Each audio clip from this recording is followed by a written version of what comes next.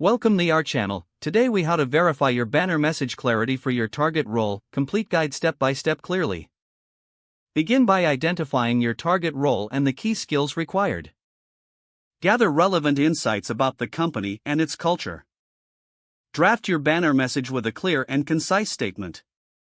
Ensure the message reflects your personal brand and the role's demands.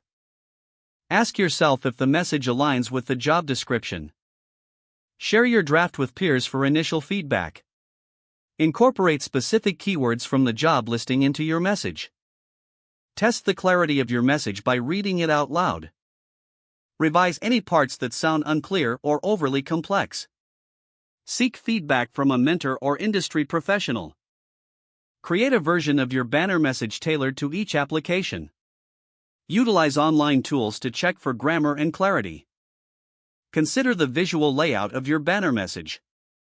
Make sure your message is easily readable at a glance. Finalize your banner message after implementing all feedback.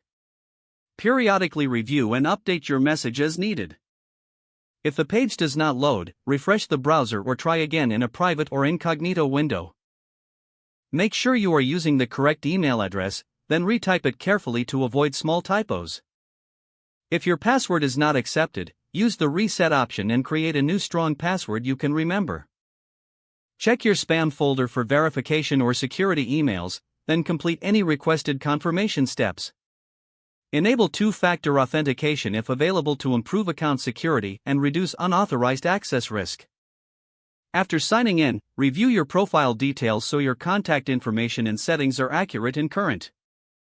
If you see an error message, note it down and try again after restarting your device and internet connection. Log out when you finish, especially on shared devices, to keep your account and payment information secure. If the page does not load, refresh the browser or try again in a private or incognito window.